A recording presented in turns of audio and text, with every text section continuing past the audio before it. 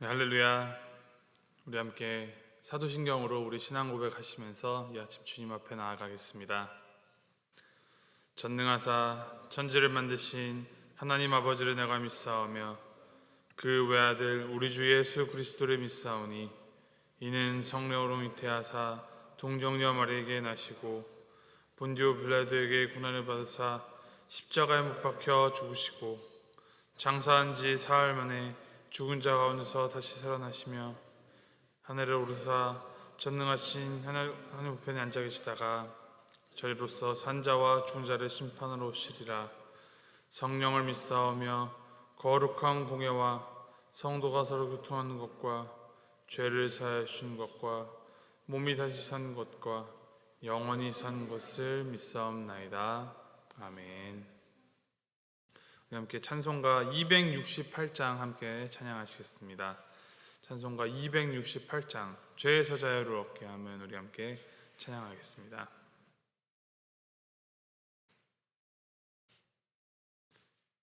찬송가 268장입니다.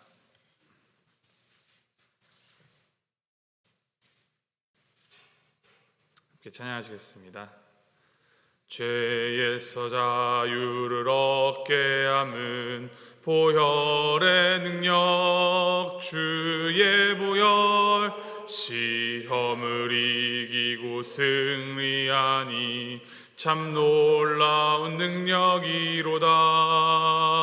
주의 보혈 능력이 또다. 주의 피 믿으오.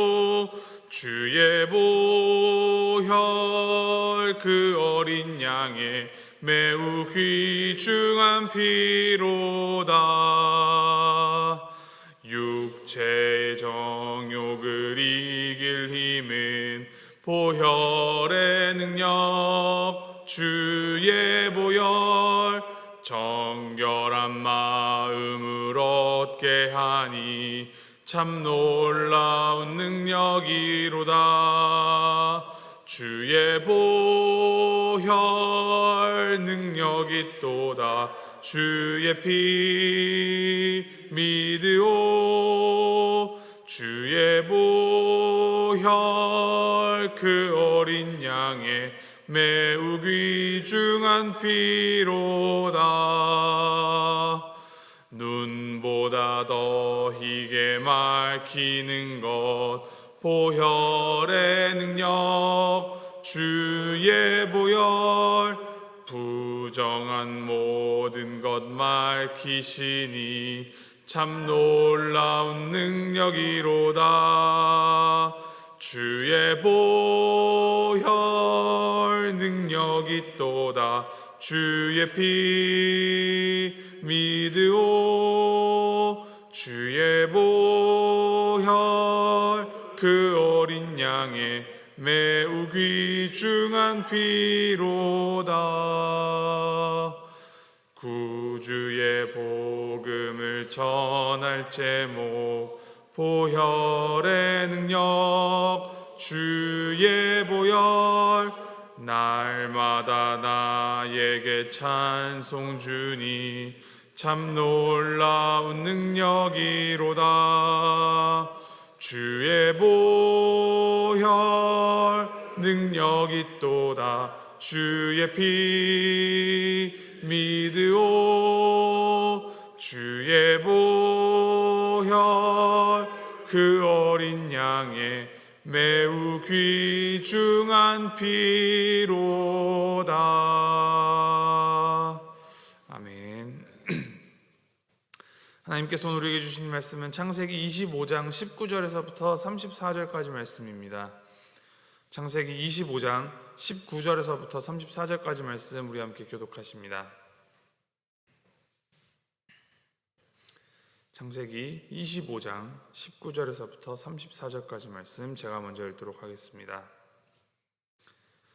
아브라함의 아들 이삭의 족보는 이러하니라. 아브라함이 이삭을 낳았고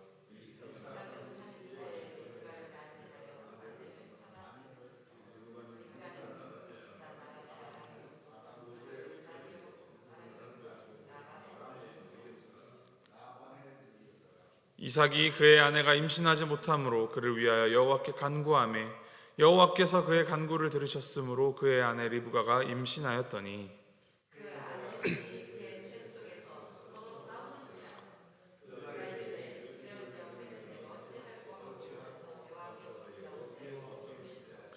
여호와께서 그에게 이르시되 두 국민이 내 태중에 있구나. 두 민족이 내 복중에서부터 나누이리라. 이 족속이 저 족속보다 강하겠고 큰 자가 어린 자를 섬기리라 하셨더라.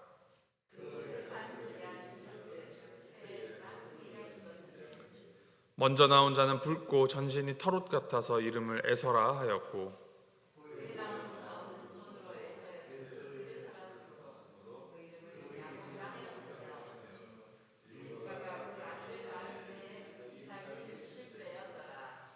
그 아이들이 장성함에 에서는 익숙한 사냥꾼이었으므로 들사람이 되고 야곱은 조용한 사람이었으므로 장막에 거주하니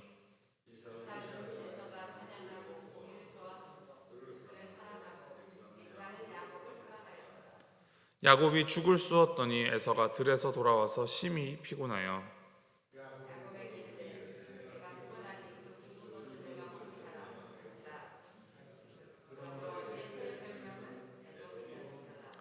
야곱이 이르되 형의 장자의 명분을 오늘 내게 팔라.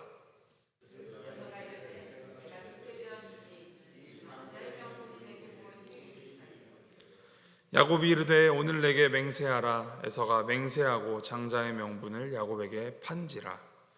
야곱이 떡과 팥죽을 에서에게 주매 에서가 먹으며 마시고 일어나 갔으니 에서가 장자의 명분을 가볍게 여김이었더라. 창세기 25장에 넘어와서 아브라함에서 시작하였던 그 하나님의 약속의 말씀이 이제 이삭을 거쳐 그의 아들들을 낳음으로 그 말씀이 이루어짐을 보입니다.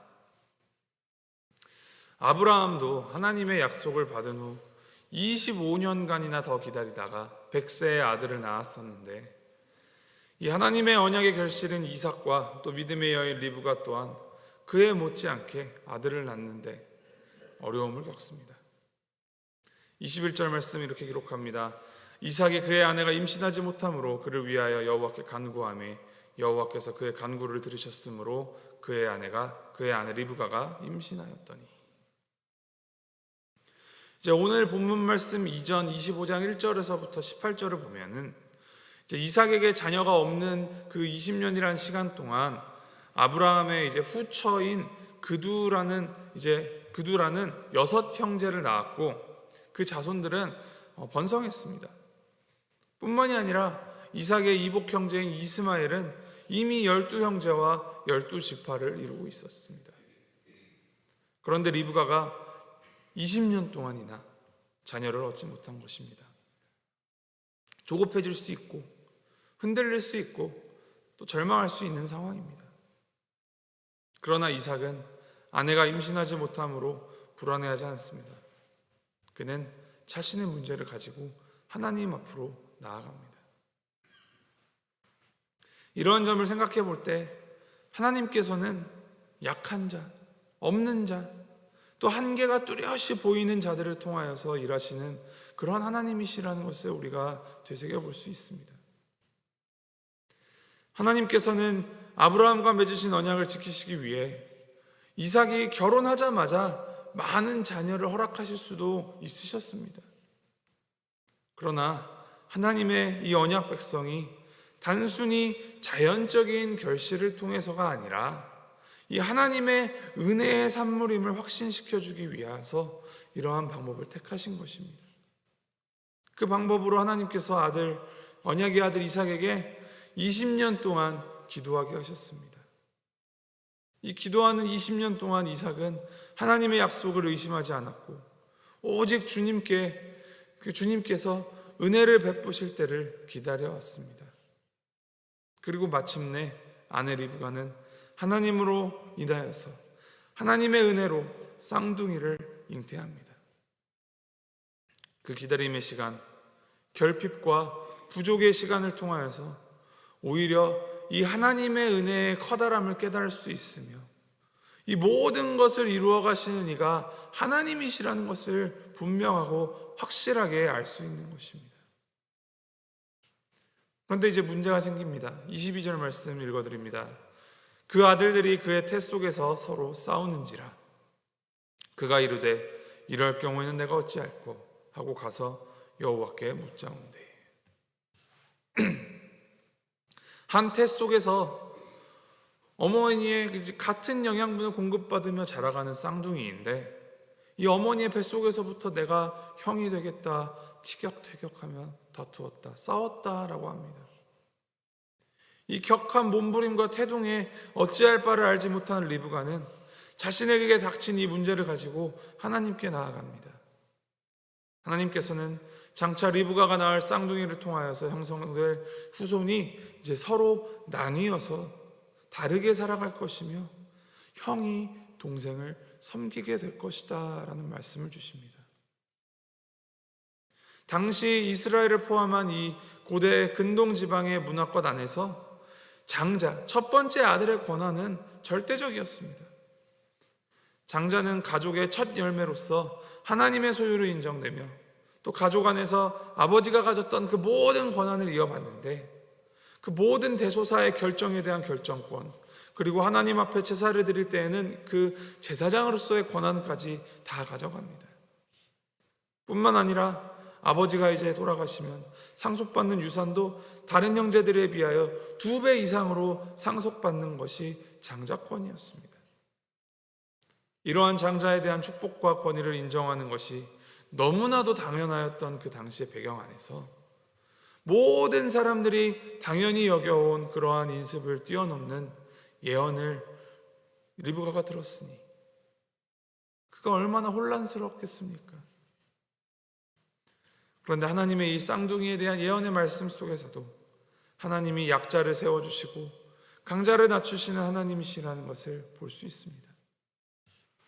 이 역시도 약자가 착해서 상 주시는 것도 아니고, 이 강자가 악해서 벌을 주시는 것이 아니라, 이 모든 과정 속에서 사람의 역사를 이루어 가시고 질서를 이끌어 가시는 분이 하나님의 그 절대적인 주권적이고 강권적인 섭리인 것을 보이시는 것입니다. 그런데 우리 인간은 너나 할 것 없이 하나님은 뒷전으로 밀어놓고 이 눈앞에 보이는 문제에만 집중하여 그 문제를 내 이름으로 해결해 보려 아둥바둥 애를 쓰며 살아갑니다. 그러한 전형적인 모습이 이 쌍둥이 에서와 야곱이 자란 후에 보이고, 그것을 말씀에 기록하고 있습니다. 에서가 보인 문제, 그것은 하나님과 하나님의 약속을 하찮고 별것 아닌 것으로 여겼다라는 것입니다. 이미 받은 약속이니 내가 어떻게 살아도 상관없다. 지금 당장 내 필요, 내 만족을 채우는 게 우선이다라고 생각합니다.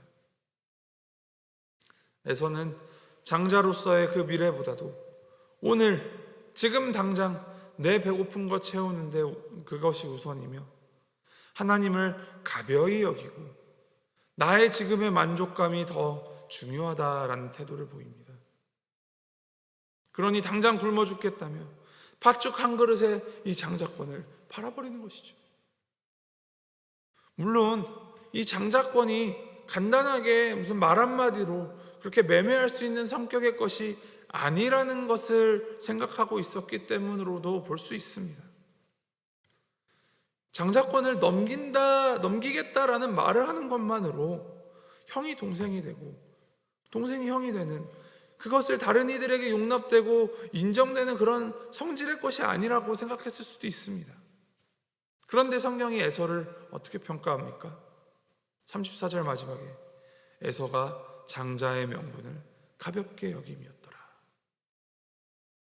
후에 히브리서 12장 16절에는 에서에 대해서 이렇게 기록합니다.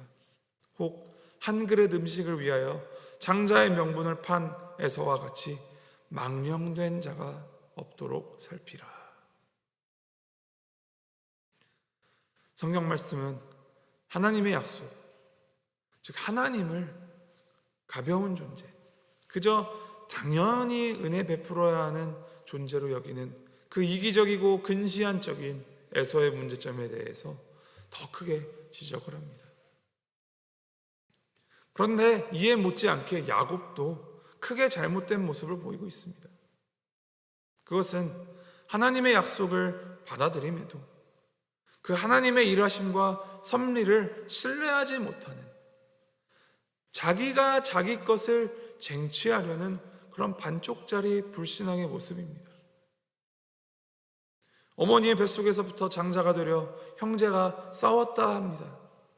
그리고 그 장자권을 어떻게든 자신이 가져와서 하나님이 장자에게 주시는 그 축복을 내가 받아내겠다 하여 계략을 꾸며 배고픈 에서 그 코앞에 죽을 쑤어놓고 에서를 기만하여서 그에게서부터 장자권을 얻어낸 것입니다. 하나님의 약속은 큰 자가 어린 자를 섬기게 될 것이다 라는 그 약속이었는데, 그 약속을 받은 리브가가 아마도 그 작은 아들 야곱을 더 사랑하니 넌지시라도 그 약속에 대해서 언급하고 말해주지 않았을까요? 그런데 하나님의 그 축복을 갈구하면서도 그 축복을 자신이 이루어내고 자신의 힘으로 따내야 하는 어떠한 보상이나 상품으로 여깁니다. 언약을 맺으신 분도 하나님이시고 이루어 가시는 분도 하나님이시기에 참된 신뢰는, 참된 믿음은 하나님이 반드시 이룰 것을 믿으며 그 하나님의 인도를 따라가는 것이어야지, 자신이 나서서 내가 약속의 축복받을 조건을 갖추어 왔습니다 라며 나서는 모습은 지나친 욕심이며 인내심의 결여이고, 이 또한 하나님보다 내 자신이 앞서려는 지나친 자기의 이기심에서 비롯된 것입니다. 이러한 야곱의 행동의 결과가 어떠합니까? 장자권을 사는 데에서 그치지 않고 형 에서뿐만이 아니라 아버지 이삭까지 속여가며 축복을 받으려다가 이제 도망하게 됩니다. 광야 가운데서 헤매게 되고, 삼촌 라반과 긴장과 갈등을 겪고 많은 것을 이루었음에도 다시 혼자가 되어 하나님과 씨름하다 환도뼈가 부러집니다. 결국 그의 행동에 대한 값을 치루어가며 하나님 앞에서 그의 잘못된 마음과 생각을 회개하고 되돌아키게 됩니다. 이제 말씀을 맺습니다. 오늘 말씀에 등장하는 인물들, 에서와 야곱, 그리고 리브가와 이삭을 통하여서 우리가 되새겨야 할 이 주님께서 주시는 가르침은 하나님을 온전히 신뢰함으로, 하나님께 기도하며 나아감으로, 이 나의 약함과 나의 문제들을 넘어서 역사하시는 그 하나님의 인도하심을 전적으로 따라야 한다라는 가르침입니다. 그 어떤 것보다도 우리 하나님보다 앞설 수 없습니다.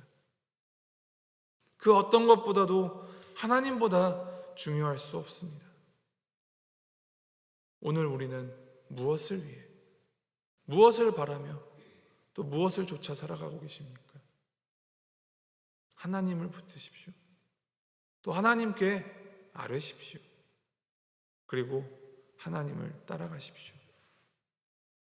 이러한 삶을 사는 것이 하나님의 지혜로 살아가는 삶임을 깨닫고 그 지혜에 따라 하나님이 은혜를 베풀어 주시며 약속을 이루어 가실 것이라는 그 확고하고 확실한 믿음과 하나님의 때를 기다릴 줄 아는 인내와 또 눈앞의 어려움과 문제보다도 하나님을 바라보며 또 결단으로 주님과 동행하며 살아가는 오늘 우리의 하루가 되기를 주님의 이름으로 소망하고 축복합니다.